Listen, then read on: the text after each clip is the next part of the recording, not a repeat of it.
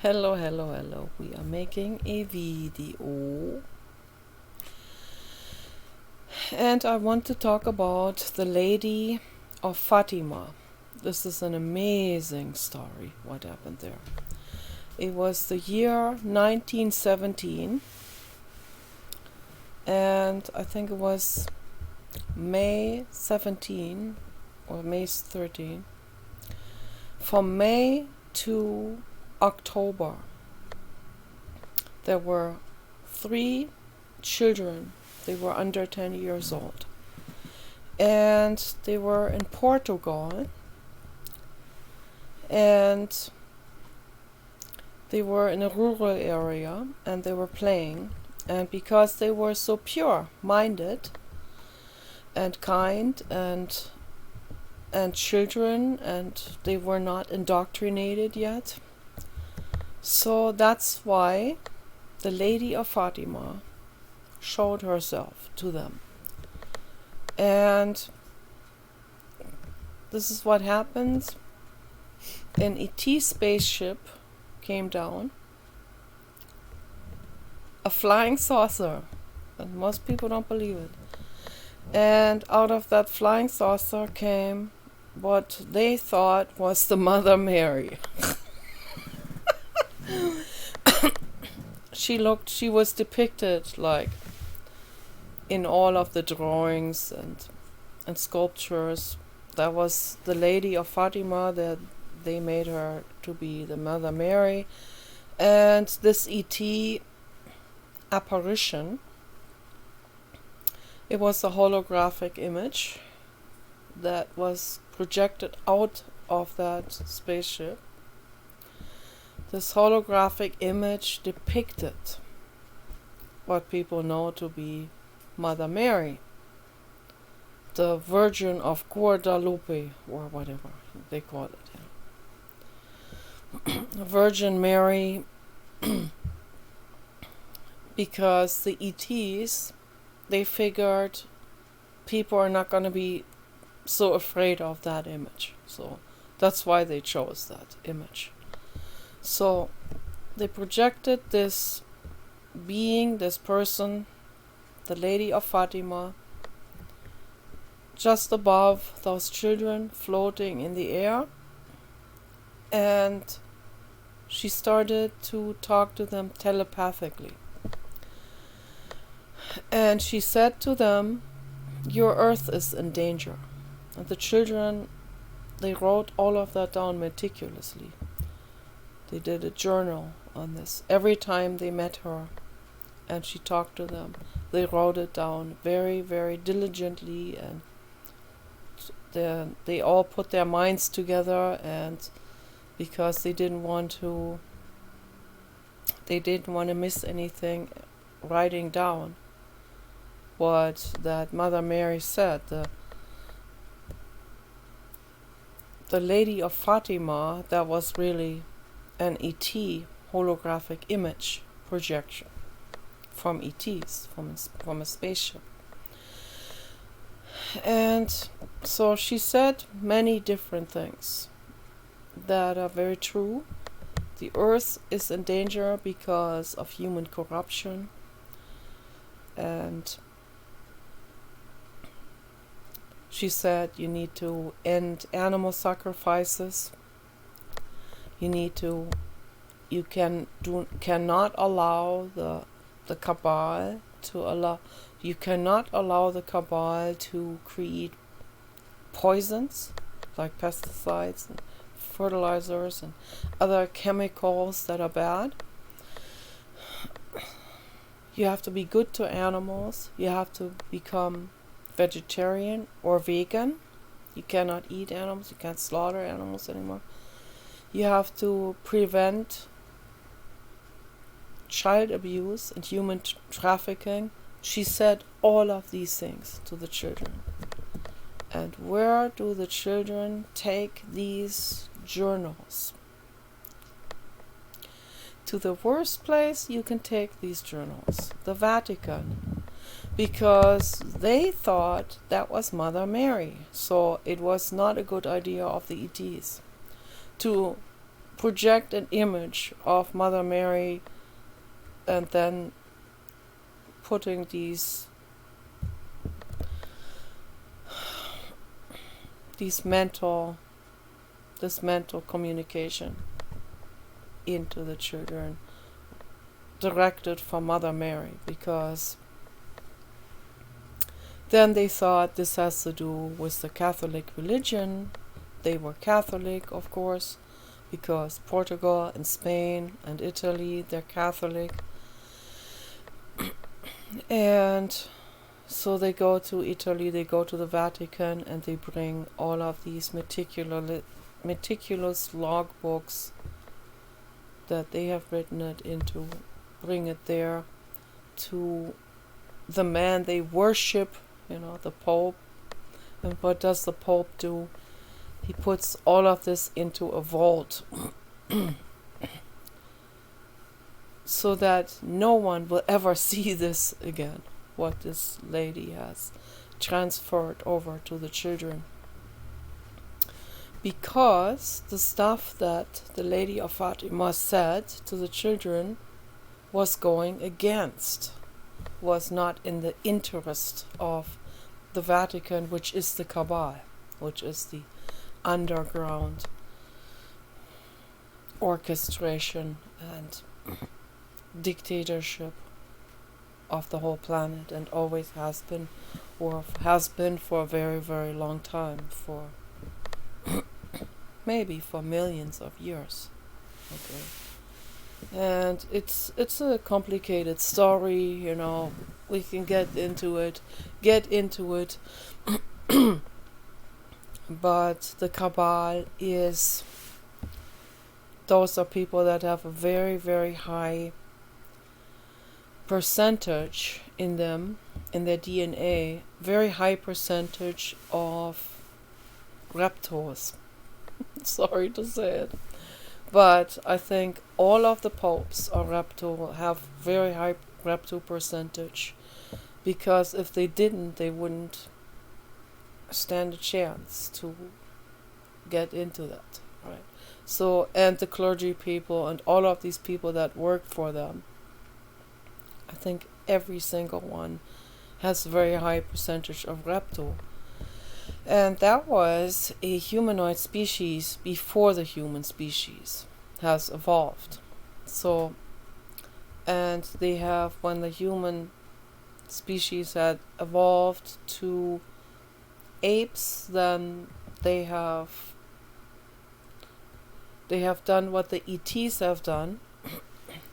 They have mixed their DNA with the human lineage, which was not able to interbreed, but they mixed it through technology, through gene splicing and in vitro fertilization and all of that. And I think by the time the ETs came,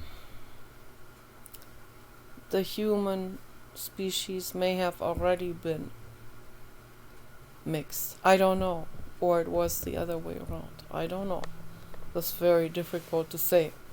So, but I think maybe eventually all of this will be figured out, I think.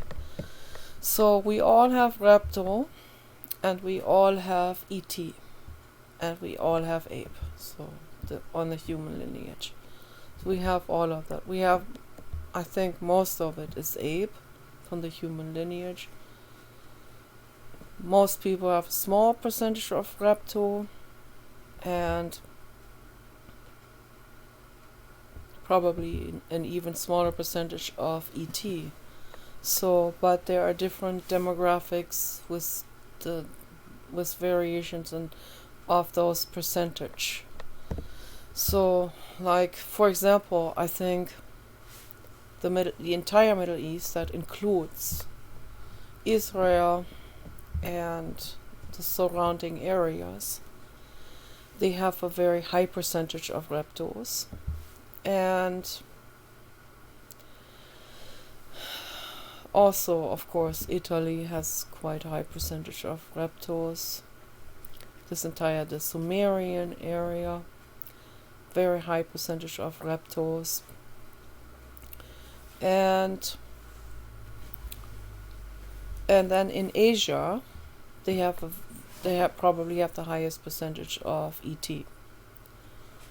And also in the Scandinavian countries, they have a very high percentage of ET. So that is my personal intuition. I can only go by that. So, but these visitations, they happened a very long time ago, and these particular visitations, I talked about this in my last video, where they colonized, where they created a colony, like Angkor Wat, which is in Asia, it's in Cambodia, and also in other places in South Central America. There is in the jungle of the Amazon, more towards Brazil. There is in the middle of the jungle of the Amazon rainforest, there is a settlement of ET settlement that has been abandoned, of course. So whatever survived from that era, that was a long time ago. That must have been at least 100,000 or 200,000 years ago, or maybe older even. And they may not even have intermixed with gene splicing, but maybe they have, I don't know. So the Olmec civilization in South America, they are definitely, I know this, I can see it in their facial features. This is very obvious. They have evolved. They come from the Pacific Islanders, which come from Asians, from Southern Asians. They have migrated per ships already before the Middle Ages. This has been going on for a very long time. So they have already created very efficient ships before the Europeans even could create the first very large ships that could withstand storms in the ocean and would not fall over. So the Asians were already ahead. That's my intuition. That's what I see, and so the Asians were way technologically advanced, and also, of course, because they have ET in them. Okay, and they already had, I think, that's just my guess, they had ET in them when already, like, maybe 2,000 years ago already. And then they built very efficient ships, and then they migrated across the Pacific Ocean, across Oceania, and they settled at different islands. And so that's where these names come from, like Tahiti or Maupiti. Those are Asian and those are ET type of names. And until they finally got all the way across that vast, halfway around the globe almost. That's the biggest ocean in the world. And then they landed on the American continents, so in South America. And that's where the Olmecs come from, for sure. I know this for sure. I can feel it intuitively. Very interesting. So, but I think there were different ET visitation with settlements, with actual colonization that happened at different points in time. So the ET settlement in the jungle of the Amazon rainforest, that may not be the same as the Olmec, but maybe they are. Okay, so I don't know. So all of this is just speculation, but I like to think about all of these things. I like to constantly be thinking about this because it is incredibly intriguing and interesting to think about all of this, how the different nomadic tribes have moved across continents and oceans, and where they settled and so on. I talked about the Paraka skulls in my last video, which I put on Rumble. So the Paraka skulls are ET skulls that were found, about 300 of them, in a specific burial place in Paracas, Peru. And they have 25% larger skulls than humans. So it's like adding another 25% on top here. Or it goes, some of them go back like this, and then added another. And also interesting to see, not only did they do the head binding in order to make their children look like these gods, as they call them, because they thought they were superior, so then it became a beauty standard. Okay, this is psychological phenomenon that you see always when someone is smarter than that person. That person's phenotype, their appearance, will be worshipped and will be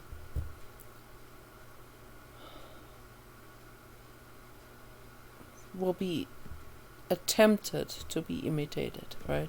So, but they can't make themselves look like them, because it's just, they're cheating themselves, and it's cruel to headbind the skulls of their babies to make the skulls look taller and longer, but it doesn't add the 25% of brain mass to it. And the skulls are 60% heavier than the human ones. So they compared those to the head-bound human skulls that had this done to them when they were babies, and then they grew up and they had elongated skulls, but they didn't have that brain mass and the skull mass and the skull weight at all.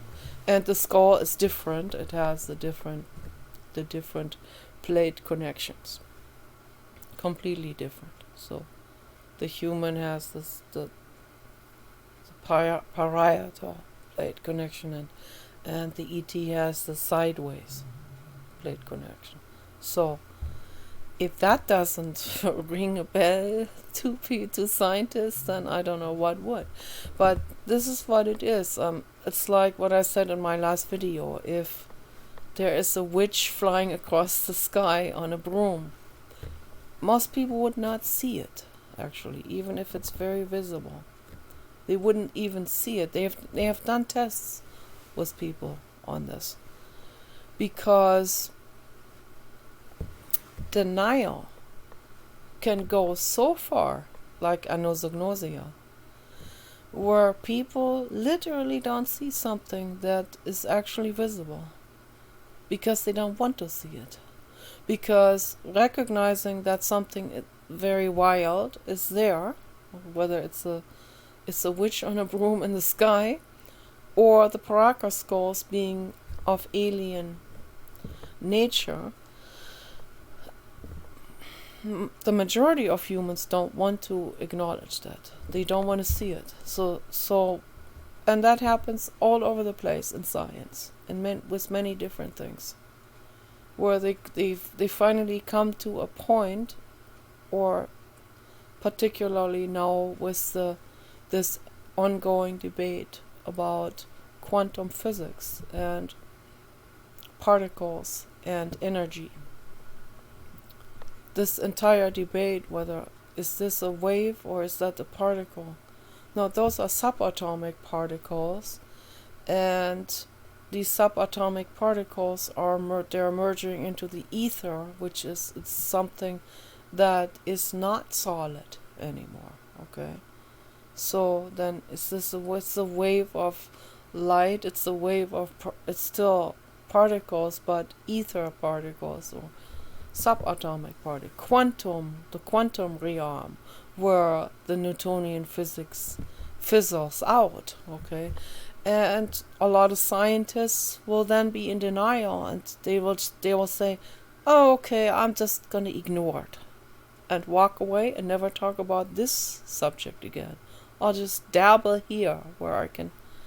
Like the guy that is looking for his car keys. He lost the car keys at the car, but he goes over to the lamppost, which is 20 feet away from the car, and looks for the keys there, because there he can see there is the lamp shining down on the ground. And someone says, "Why do you look for the car keys there when you lost your car keys right in front of your car?" And he says, "Because I can see here, that's why." That's the same with the denial. This is a very famous Buddhist type of analogy or metaphor that they use for this type of mental laziness, really.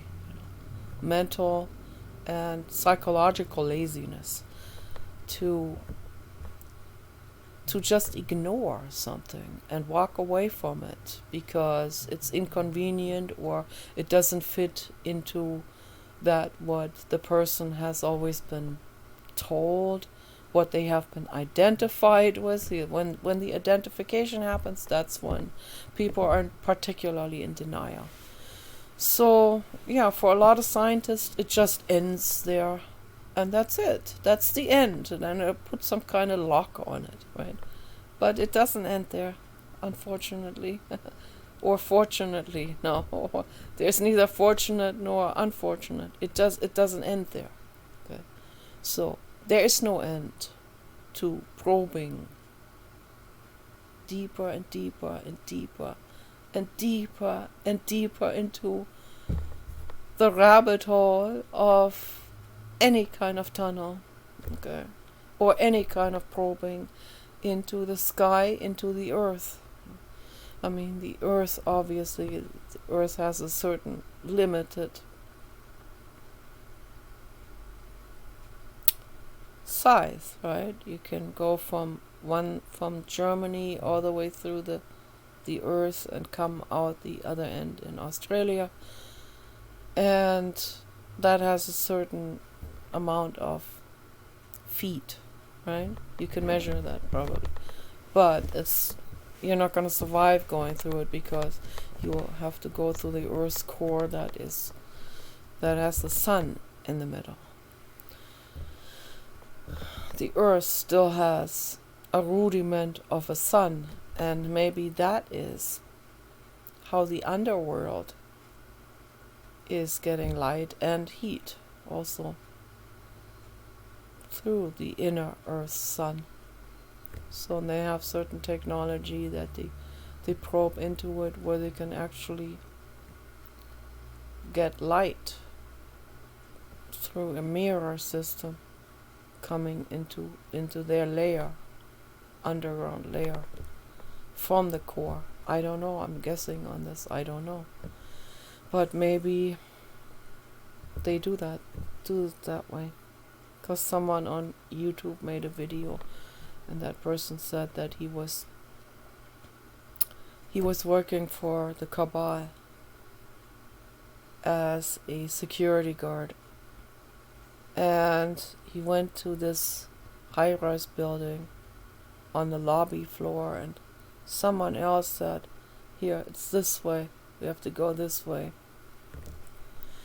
And they got to an elevator, and that guy said, "So this elevator only goes down."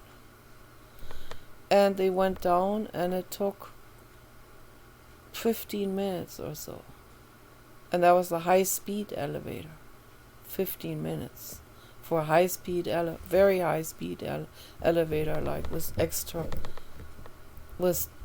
probably with very advanced technology, and it would take that long, 15 minutes to get all the way down to that level. So that's a level way deep in the Earth's core, where it is actually very, very warm because of the Earth's core, and where they actually had sunlight coming through, but maybe that was a mirror reflection of the Earth's core remaining sun that was still there, the magma that was still there. So I had to think about all of these things, and these people, they kept humans and even deformed humans in cages, and they were breeding different people, and it's really awful what happened there. And then they would slaughter them right there in front of this gathering. They had a specific kitchen there where they slaughtered people and children. When I heard that, I was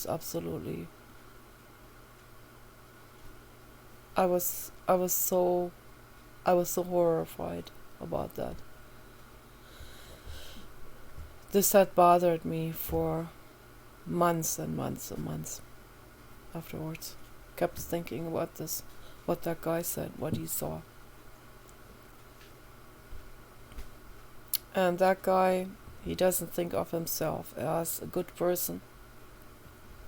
But when he saw that, he had only one thing in mind: to get the hell out of there, literally the hell. To get the hell out of there and never ever go back, and never ever work for a shady corporation again, or shady people ever again. Because they actually made him eat human meat.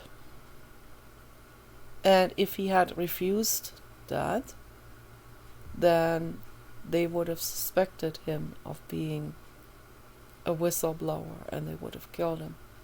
So he had to go along with everything that they did, whether he liked it or not.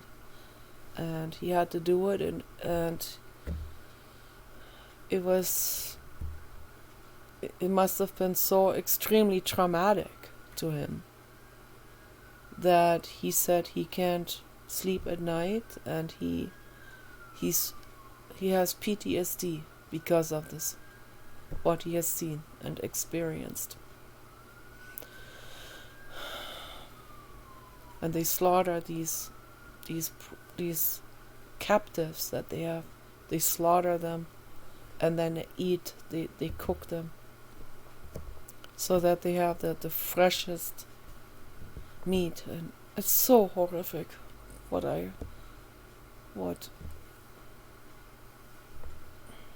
it's so incredibly horrific.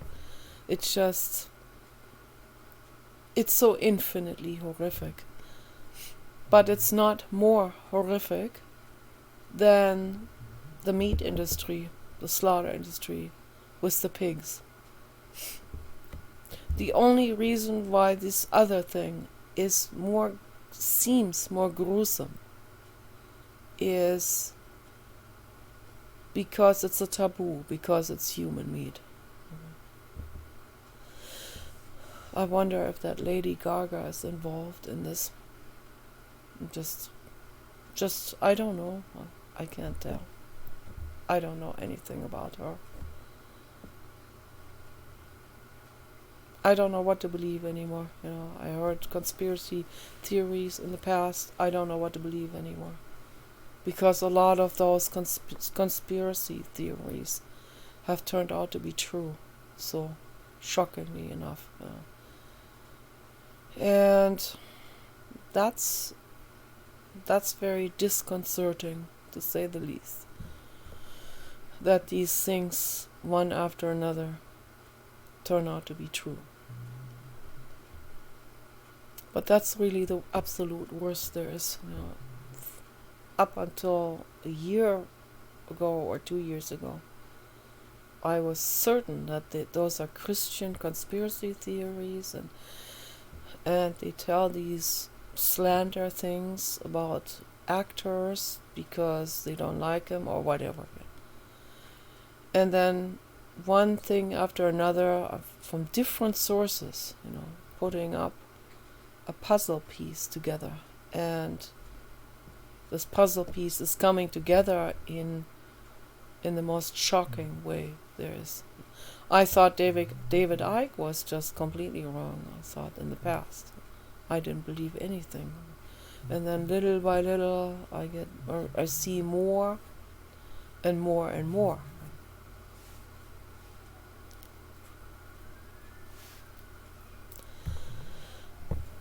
As time goes by, I hear stories from other people and from whistleblowers, individual people that bring forth their stories of religious oppression and child abuse and satanistic type of rituals in the Mormon religion. And those kind of things are just one story after another. And then I see, the human species.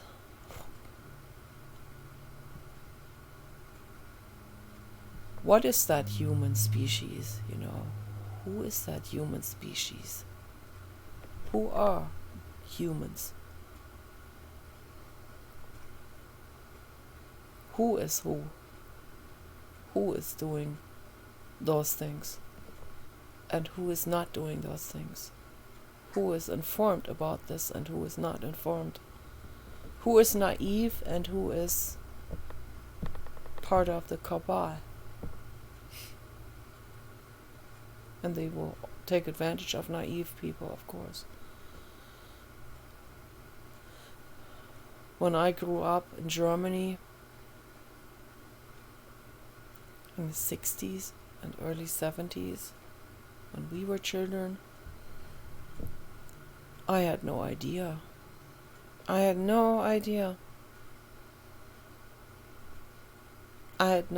that some humans are very dangerous and very, very, very sick. Very unwell. I had no idea. I've seen some people that I thought were weird, or I didn't trust them very much. I didn't want to be near them. That was just my gut instincts.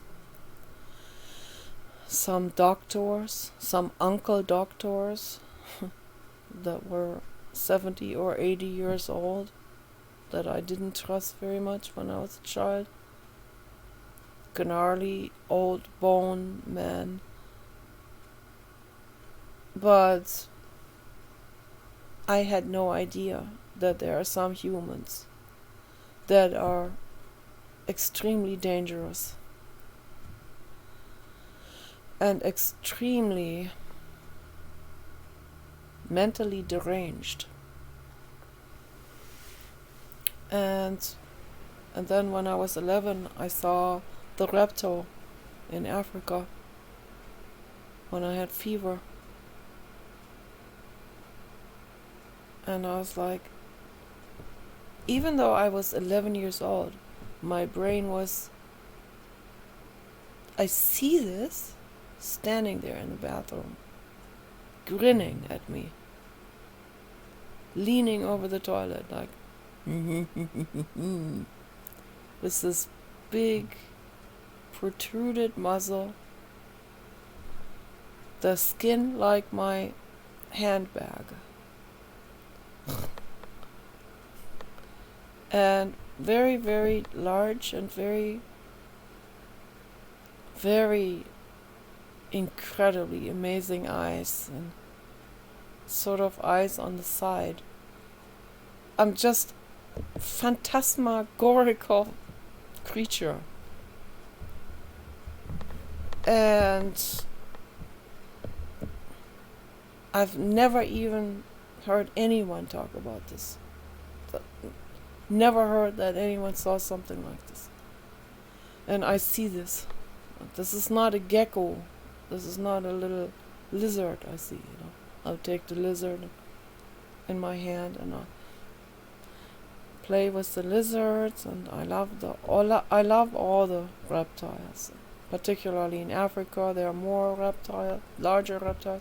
But then I see this thing, and I had no idea that something like this existed. And that thing can disappear in a second. So I ran out, I brought my mother back, there was nothing in the bathroom. So where did that thing go? And it's those kind of things. It's just one thing after another. But then I thought that was just a hallucination. That was just my brain that created this. I have fever, or I don't feel good. I went back to bed. When I woke up, I was violently sick with salmonella.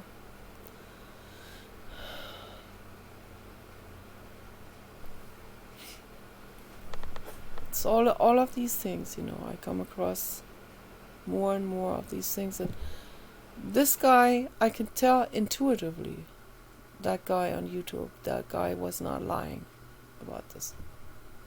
About that elevator going down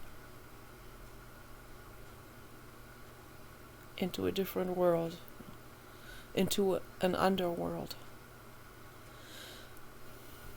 And that underworld consisted of these office buildings, office rooms, very large office rooms, very sterile environment. And there were people some of them were famous that were down there, that came down there. And and they were all extremely wealthy, like trillions, quadrillions of dollars that they had.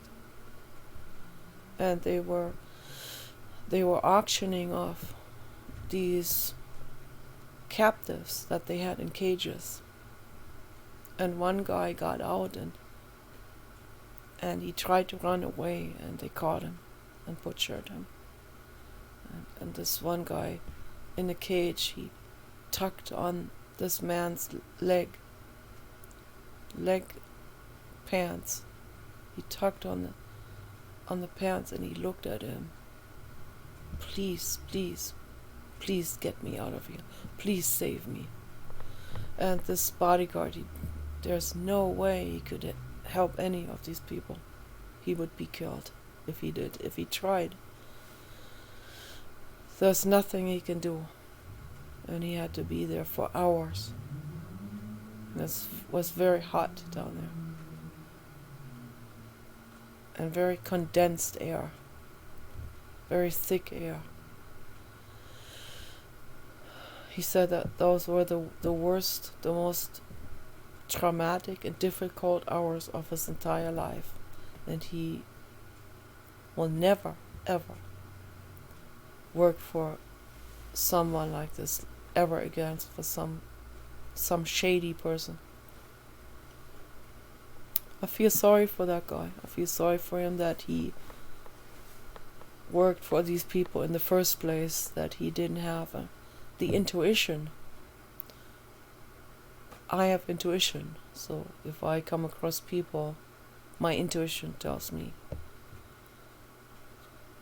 you can talk to this person, but you can't talk to the other person. You have to walk away. I want to help everyone. I want to help the Kabbalah people. I want to help everyone. I mean, the reptile that I saw, the shapeshifter. I want to help all.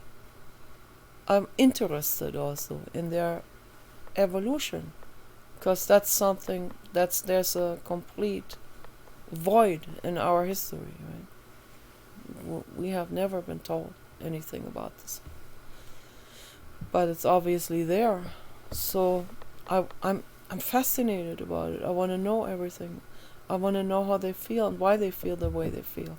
I want to know why they're sadistic, why they want to eat humans, why they want to eat any being. Why do humans want to eat other beings? Because they think they get life-sustaining nutrients from that or something. That's very selfish, you know. It's very selfish to hold a pig or a human or dog or any being or ET or any being captive. To hold anything in a prison. It's cruel. It's gruesome. That's the worst thing there is. To incarcerate a living being. That's why I'm also against incarceration of dangerous criminals. But before people judge and say, oh, you must be one of those weak, woke, brainwashed people. Wait, I haven't even finished my sentence yet. I'm not on board with Governor Newsom. That's the only thing I agree with, but he doesn't feel sorry for these people. He doesn't want them incarcerated because I believe he works for the corporate agenda. They want violent criminals out there. They would incarcerate me in a second. Governor Newsom would never feel sorry for me. Because I go against the corporate agenda. I'm a good Samaritan. I want to bring justice and wellness into the world. That stands in the way of corruption. That stands in the way of those people that don't want to be exposed with their crimes. They don't want whistleblowers or good Samaritans, right? So they would put me in a prison anytime. That's the worst thing there is. And I pray to the blue God that the innocent beings, humans and animals, will be protected. So, no, I don't even want a Rapto or Governor Newsom or El Chapo to be behind bars. That's cruel. It's still, these people are not well, but it's cruel, you know. So I don't want them to suffer either. But, yeah, here's where I differ with them, with their woke approach. I want them to be euthanized. So, and I would tell them, you brought it onto yourself. You did this. You fell down into this spiral of sadistic behavior, and you think that activists should stand up for people like you, for psychopaths. But I deeply agree with that. Okay, so no. Psychopaths, I stand up for them not being tortured, but these people are a danger to the world, and that's why they need to be euthanized. Eu means good. Thanized comes from Thanos, which Thanos is death. Okay, good death, not torture, not incarceration, not suffering. Good death, okay, peaceful death. So, yeah, of course they don't want to die. They want to continue their horror, but they don't have the right to. Okay.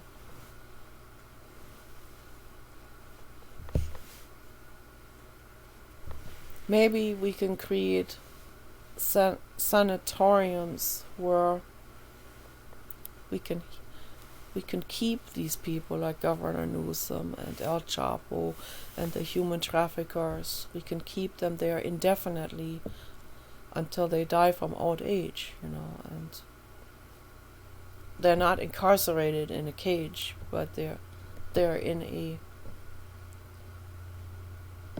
a compound, and they're on a campus that is enclosed and that has closed doors. So these are just thoughts and thought experiments. I don't know. Like the movie Escape from New York, a lot of older people like myself know of that movie. I watched it twice and I thought that was absolute horror. That New York City was one large compound prison and surrounded with a very tall barbed wire wall, similar to the border wall in Mexico. I'm against walls, I'm against borders, but then I contradict myself saying, yeah, we need to have a sanatorium compound that is where the people within that compound can somewhat have an okay life, but it's locked up to the outside. I'm against all of that. I think it's all bad. I think the border in Mexico is terrible. It separates animal families. It's not good. Okay. There's a cougar that lives right there at the border in Mexico, and they go back and forth. And if they set up this border, then maybe the children are on one side and the mother on the other. Then they can't get to each other anymore. I signed petitions in regards to this. This is all terrible. There are certain things in the world that I can't even solve in my head. Okay. Certain problems that arise that I cannot solve in my brain. Ethical dilemma situations and problems that me trying to help everyone cannot solve. I cannot solve this. And there are points where I just have to say, okay, so this is eluding my range of theoretical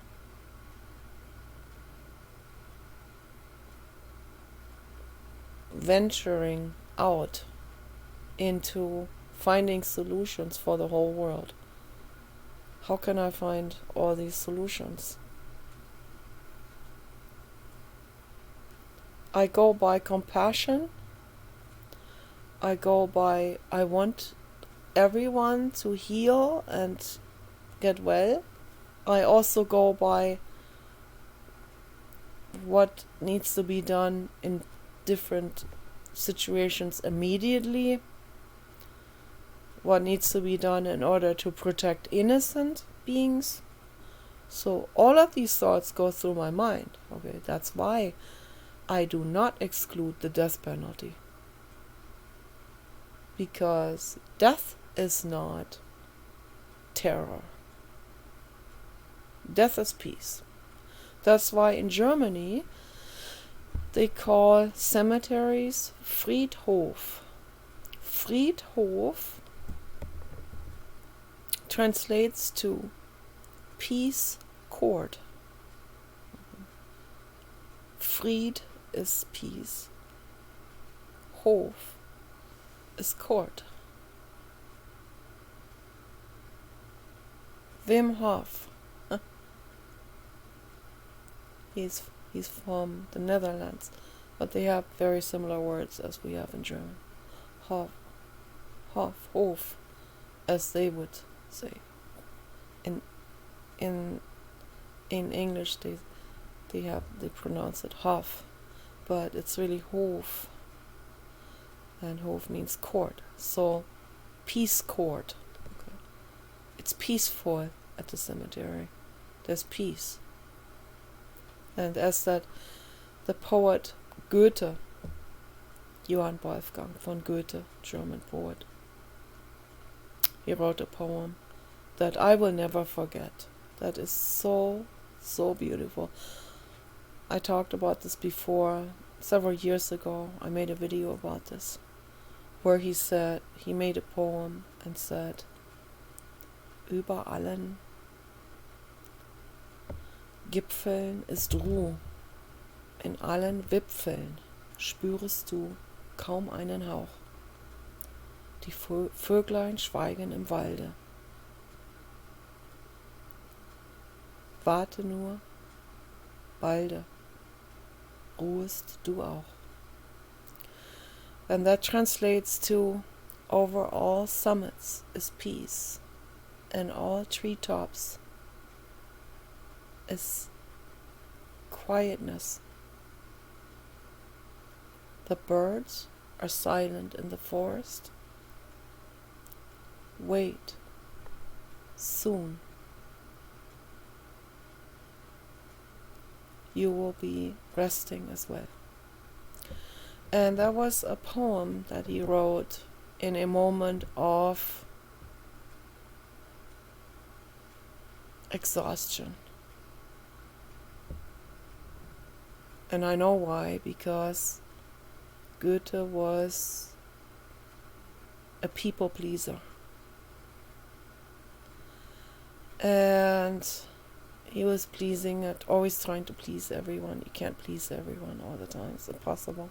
Particularly not people that are constantly demanding and taking advantage of him. And so he wanted to always please everyone, but then he became very exhausted.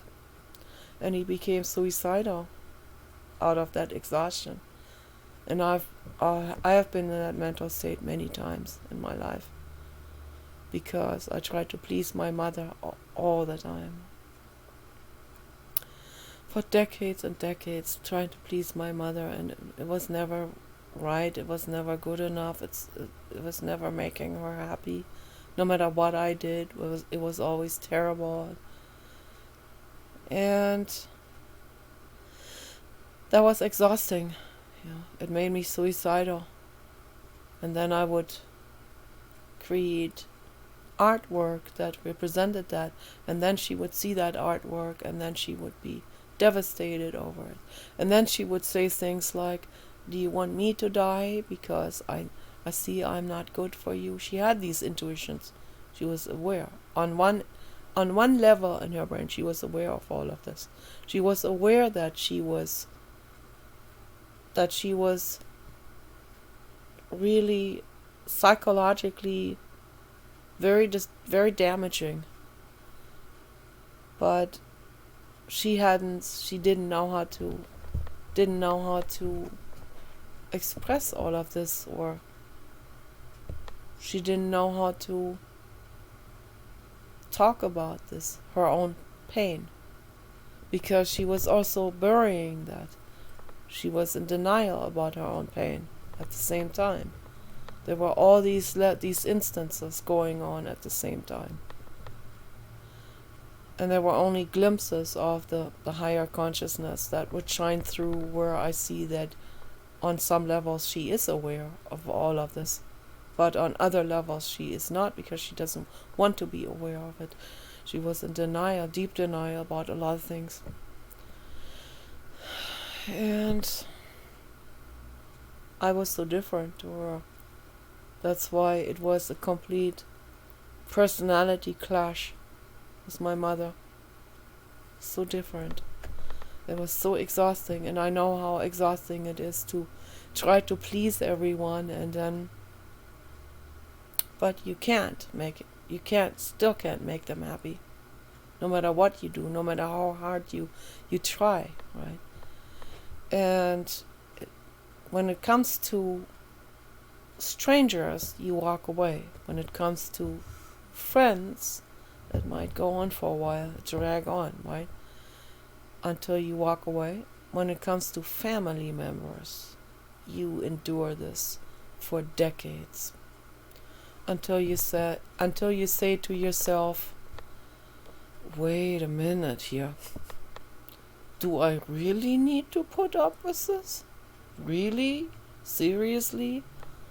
Or maybe do I have freedom and agency? Maybe I can fly halfway around the globe and wave goodbye to the entire country of Germany, because they're all full of shit, all these people. Not all of them, but a lot of them are. A lot of them are full of shit. So, yeah, there's a lot of toxic people. But then again, there's a lot of toxic people everywhere.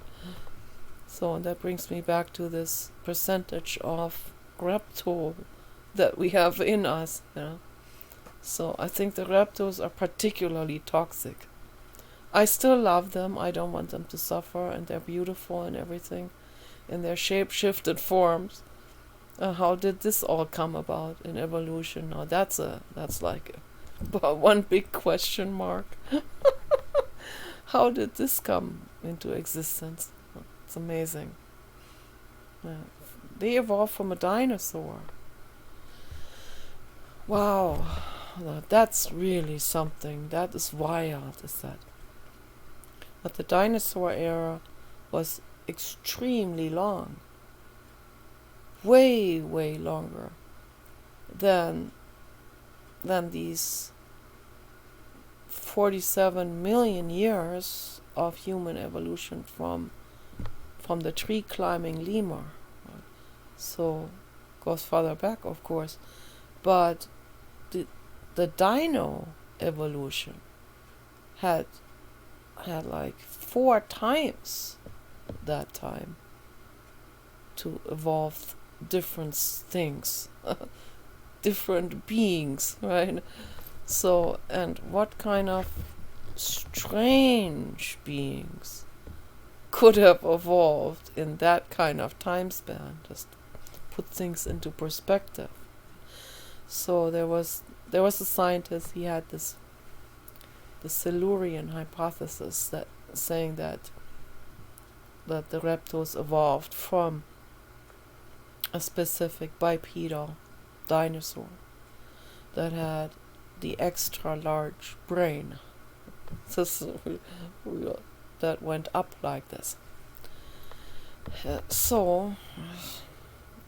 Or the Paraka skulls are remnants of that original species, right? Before they have gene spliced and then mix their DNA into the apes, and then the ETs came later and mixed their DNA into it as well. So it's a possibility. I'm guessing on all of this, but I get all of these pieces coming together here and there. Archaeological findings also, incredible findings of unbelievable artifacts that are ancient. In Angkor Wat, in this compound of this temple complex, it's very large, very, very large temple complex. In some of these temples, there are depictions of dinosaurs that existed 100 million years ago. So how do they come up with these depictions? Of a Stegosaurus, for example, this is the dinosaur that has these very, very large scales and spikes along the spinal cord and all the way down into the tail. And some of them had a like a wrecking ball at the end of the tail, some of those dinosaurs. And they're depictions of these different dinosaurs in carved in rock, carved in the walls, into the walls. Now, how did they know about these dinosaurs? If that temple is only, let's say, 20,000 years ago, which I think that's the official story or something. So if it's only 20,000 years ago, or I forgot now what they said, but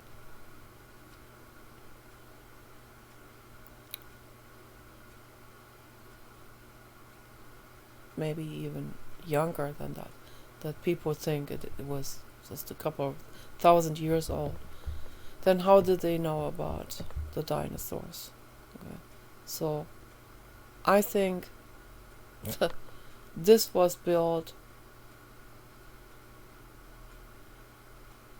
maybe this was built 100 million years ago, Angkor Wat. It was built by ETs.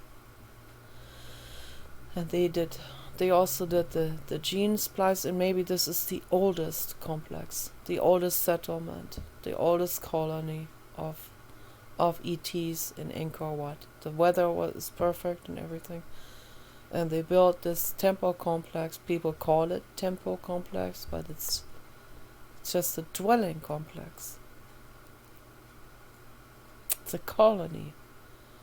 And many of these engravements came later also. Many of them, like battle scenes that were depicted and so on. But these real ancient petroglyphs that they found in some of those temples, they are much older. They predated all of these other additional carvings and Buddha sculptures and Hindu sculptures and so on. So, and the real ancient petroglyphs, they have people also with real tall brains, like the Paraka skulls, and they walk next to a dinosaur with spikes. So it wasn't humans that walked with dinosaurs, as some of the Christian, some of the Christian evolution debunkers will say human. No, it wasn't humans. Those were reptile humanoids, and maybe ETs. Some of them ETs, and some. This is very, very, very muddled up, this whole picture. That's why I'm just speculating on all of this, but it's fascinating to speculate on all of this. Very, very fascinating.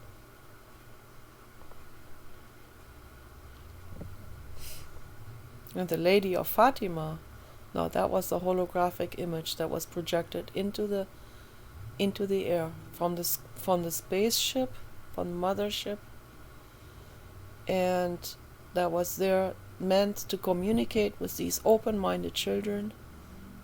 But then the children, where do they go with that? They go to their parents and they say, "We saw Mother Mary and hovering above us, and she said these things to us telepathically."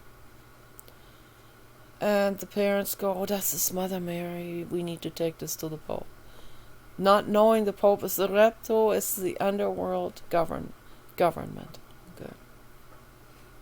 And they don't want to be discovered as that. They don't want a message from the ETs to go to the world, so they put this into a vault. They lock this up for good. Those journal books from the children with images they drew and everything. Of course, the underworld doesn't want to make it good for humans. on Earth.